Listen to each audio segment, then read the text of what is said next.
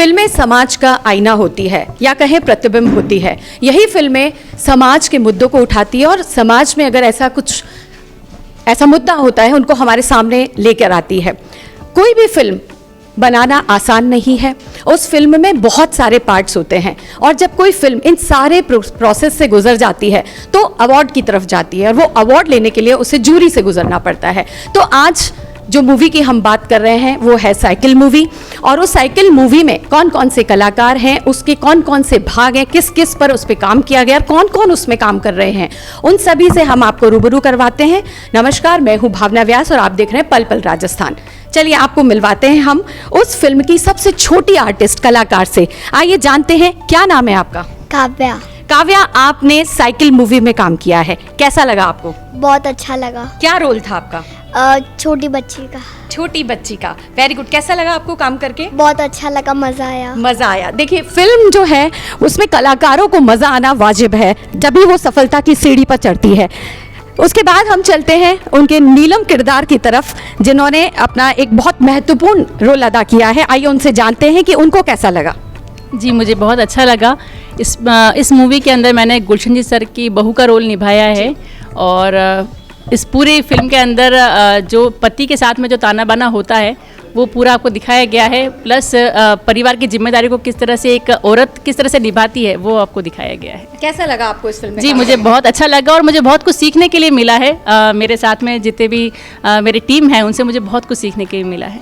जी, बहुत बहुत धन्यवाद। इसके बाद हम चलते हैं, फिल्म का डायरेक्टर जो होता है वो बहुत महत्वपूर्ण होता है। आइए उनसे बात करते हैं कि इसके पीछे क्या राज है, इस फिल्म की सफलता के पीछे क्या राज है। सर, आपका बहुत बहुत स्वागत है पल पल राजस्थान में। आप बताएं इस फिल्म के बारे में। मेरा नाम गौरव प्रभाकर है। जब ये कहानी मेरे पास आई थी तो मुझे काफ़ी पसंद आई, क्योंकि एक ऐसा मुद्दा है जिसके ऊपर हर घर की कहानी है, हर घर के अंदर वो चीज़ हो रही है, लेकिन हम लोग शायद उस पर ध्यान नहीं दे पाते एक एज के बाद, क्योंकि हम अपने काम में बिजी हो जाते हैं। तो इस फिल्म को बहुत ही सिंपल तरीके से हम लोगों ने इस फिल्म में कोशिश करी है बताने के लिए, और उसका रिजल्ट ये मिला है कि इस 12 इंटरनेशनल फिल्म फेस्टिवल्स में ये फिल्म गई, उसमें से 11 फिल्म फेस्टिवल्स में इसको अवार्ड मिला है। तो ये हमारे लिए बहुत बड़ी अपॉर्चुनिटी है। उसके अलावा मैं 7 साल से इस फील्ड में हूँ। मैंने उदयपुर के आर्टिस्ट के साथ काफ़ी सारा काम किया है, लेकिन इस बार मैंने गुलशन पांडे जी के साथ काम किया, जो काफ़ी एक्सपीरियंस, काफ़ी बड़े आर्टिस्ट है, उनसे मुझे बहुत कुछ सीखने को मिला है यहाँ पर। और हमेशा मेरा एक मोटिव ये भी रहता है कि मैं जो भी फिल्म बनाऊँ उसमें अगर कास्टिंग मेरे हाथ में, तो मैं उदयपुर के आर्टिस्ट को ही चांस दूँ हमेशा।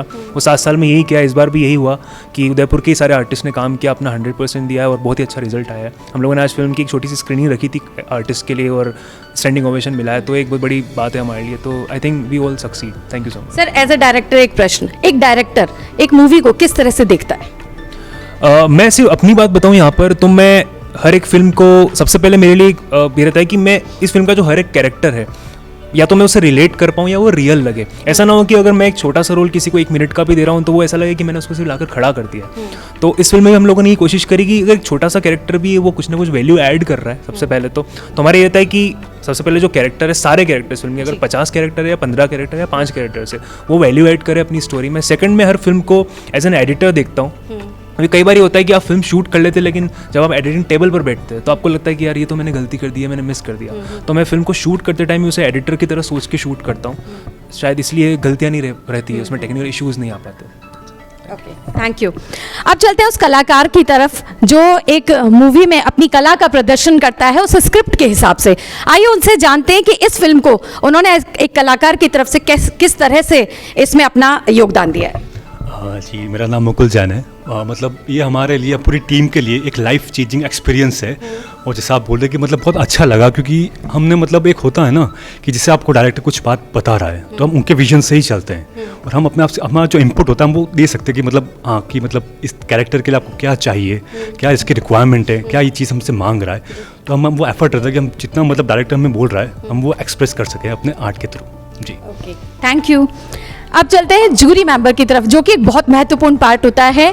एक डायरेक्टर, एक कलाकार अपना काम कर जाता है और अंत में वो पहुंचती है जूरी मेंबर्स की तरफ। तो आइए जानते हैं दीपक जी से कि दिलीप जी से कि आप इस फिल्म को एक अवार्ड की तरफ जाते हुए आपने देखा है, आप इसके बारे में क्या कहना चाहेंगे? सबसे पहले तो पूरी टीम को, जितनी भी कास्टिंग है, डायरेक्टर है, सबको मेरी तरफ से बहुत बहुत शुभकामनाएं कि आप 8-10 अवार्ड ऑलरेडी जीत चुके हैं और आज आइए इंटरनेशनल अवार्ड, जो कि आज हम लोग, मैं एज नेशनल जूरी होने के नाते आज दे रहा हूँ, तो पूरी टीम को शुभकामनाएं। और इस फिल्म के बारे में अगर बात कहूँ तो मतलब काफ़ी एक जो एक घर की स्टोरी है, या फिर जिस तरीके की इन्होंने एक कोशिश की है बना के लोगों तक पहुंचाने के लिए, तो वाकई इस फिल्म को मतलब अवार्ड तो एक ठीक है कि एक प्रोत्साहित करने का एक ज़रिया है, और इससे काफ़ी ज़्यादा देना चाहते हैं, लेकिन बस एक लिमिट है कि हम एक अवार्ड के ज़रिए एक सम्मान देकर ये कर रहे हैं खाली। सर, देखा जाता है कि जैसा कि अभी हमने कहा कि फिल्में जो होती हैं वो समाज का प्रतिबिंब होती हैं, तो साइकिल मूवी समाज को क्या दे रही है एज अ जूरी मेंबर? जी, मैं बस वही कहना चाहूँगा कि एक संदेश है जो एक फिल्म के द्वारा एक डायरेक्टर की सोच है, या फिर एक कलाकार मिलकर एक लोगों तक एक संदेश पहुँचाने का काम कर रहे हैं ये फिल्म। Thank you sir. अब बढ़ते हैं उसके महत्वपूर्ण पार्ट म्यूजिक की तरफ, जो कि हमारे उदयपुर के बंटी भैया जो हैं वो इसमें अपना महत्वपूर्ण पार्ट दे रहे हैं। सर, ये एक इस तरह की मूवी है जो बहुत सारे अवार्ड जीत रही है और एक मुद्दे को लेकर बनाई गई है, जैसा कि अभी सब पता पड़ा।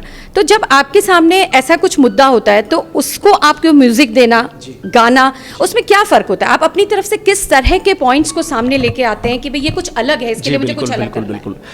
मैम, ये पूरी तरह से एक पारिवारिक मूवी है जो संदेश दे रही है, एक मैसेज है। अभी के टाइम में अपने बच्चों को वक्त नहीं होता अपने माता पिता के लिए, तो यही दिखाया गया है कि वो उन बच्चों को ये समझ जाए कि हमारे घर में जो बड़े हैं, बुज़ुर्ग हैं, उनकी भी कैसे इज़्ज़त की जाए, उनका ध्यान रखा जाए, ख्याल किया जाए। तो रही बात म्यूज़िक की, ये मेरे लिए फ़र्स्ट टाइम है और मैं अपने अच्छे नसीब समझता हूँ, मुझे ऐसा मौका पहली बार दिया है अभिषेक जोशी भैया और गौरव प्रभाकर भाई ने। सिंगर हूँ, लेकिन अब म्यूज़िक डायरेक्टर की उपाधि, उपलब्धि मिलने वाली है, तो मैं चाहता हूँ उन सारे सीन्स में, जो भी सीन्स मुझे दिया था कि इसमें म्यूज़िक डायरेक्शन देना है, उसमें इतना फील भर दूँ कि उस फील से उसका रचनात्मक तरीका सामने आ जाए और रियलिटी की तरफ आ जाए। जैसे मैं आपको 4 लाइन उसकी गुनगुना के सुनाता हूँ। कभी दिल दुखाना न तुम, उन्हें अब रुलाना न तुम, उंगली पकड़कर था चलना सिखाया, संसार कांधे बिठाकर दिखाया, उसके अरमा जलाना ना तुम। जैसे इन पंक्तियों से आपको समझ आ रहा होगा ये हमारे बड़ों के लिए गाया जा रहा है और इसमें वो दर्द आए कि जब देखे तो इंसान के आंसू आ जाए। बहुत खूब, बहुत खूब।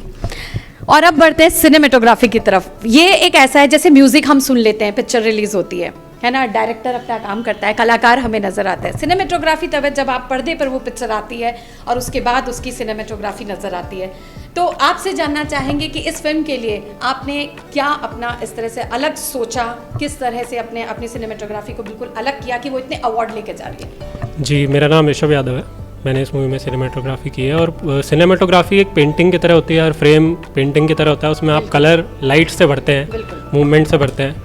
तो इस मूवी में भी इस तरीके से किया है हमने, लाइटिंग और मूवमेंट और जो भी कैमरा वर्क है, जो एक अच्छा सा इजी गोइंग मैसेज दे सके फैमिली को, सभी को। और गुलशन सर के साथ काम किया है, उनके साथ काम करके किस तरीके से एक्सपीरियंस उन्होंने अपना शेयर किया है, तो उससे भी बहुत कुछ सीखा है। तो इस तरीके से ही हमने कोशिश की है कि सभी को ये मैसेज बहुत अच्छे से पहुंच पाए और उनको बहुत अच्छा लगे। एक सवाल मेरे में है कि म्यूज़िक में बोला जाता है, डायरेक्शन में भी बोला जाता है, कलाकार डायलॉग्स बोलता है, लेकिन सिनेमेटोग्राफी का अपना कोई शब्द नहीं होता, फिर भी वो सब कुछ होती है।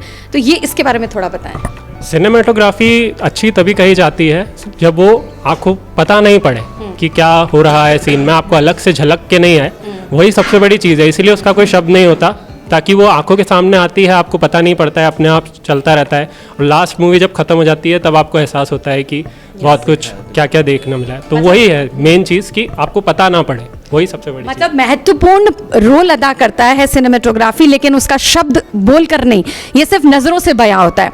तो देखा आपने साइकिल मूवी के ये जो स्तंभ थे, इनसे हमने आपको मिलवाया। हमारी आपसे गुजारिश है कि आप साइकिल मूवी देखिए, आपको पता चलेगा कि किस तरह से उसने इतने अवार्ड जीते हैं। तो पल पल राजस्थान कहता है कि जाइए और साइकिल मूवी देखिए। धन्यवाद।